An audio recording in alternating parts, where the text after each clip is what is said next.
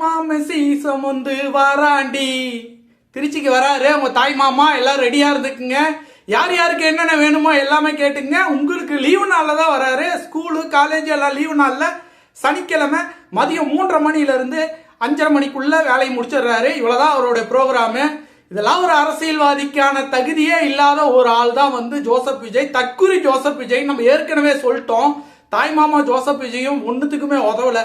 இந்த மாதிரி வந்து ஒரு அரசியல் வந்து மக்களை சந்திக்கிறதுக்கு இந்த மாதிரி ஒரு கேலண்டரை போட்டு வச்சிருக்கிறேன்னா எவ்வளவு பெரிய புத்திசாலி நீன்னு பாத்துக்க. அதாவது டிசம்பர் மாசம் எண்டு வரைக்கும் ஒவ்வொரு சனிக்கிழமையும் நீ ஒவ்வொரு ஏரியாவை பாக்குற. ஜனவரி மாசம் 9ஆம் தேதி உன் படம் ரிலீஸ் ஆகுது. அப்புறம் பொங்கல் அந்த ஒரு மாசம் கணக்குல வராது. அப்புறம் பிப்ரவரி பேசிக்கலாம் அப்படின்னு சொல்லிட்டு நீ பண்றன்னா நீ இந்த மக்களை அடி முட்டாளாக்கணும்னு நினைக்கிற பத்தியா? இதுதான் உனக்கு தக்க பதிலடி. இந்த மக்களே உனக்கு திருப்பி கொடுப்பாங்க விஜய். ரொம்ப கேவலமா இருக்கு விஜய். உன்னோட அரசியலோடைய செயல்பாடுகள் வந்து பாத்தீங்க அப்படின்னா ரொம்ப அருவருக்கத்தக்க வகையில் இருக்கு. இங்க மக்கள்லாம் பாத்தீங்கன்னா கோமாளி நினைச்சிட்டு இருக்கியா? நீ தான் கோமாளி. மக்கள்லாம் கோமாளி இல்ல.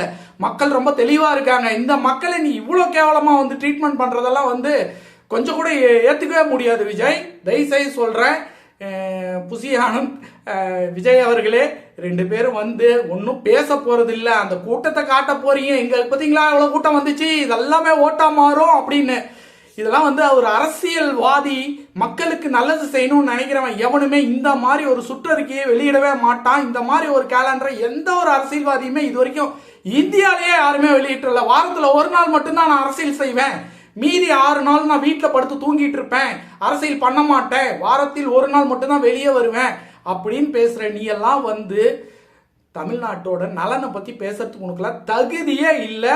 இதுக்கு மேல என்ன பேச வைக்காத. ரொம்ப ஒஸ்டா இருக்கு. அந்த கேலண்டரை தூக்கி போட்டு வேற ஏதாவது பண்ணு.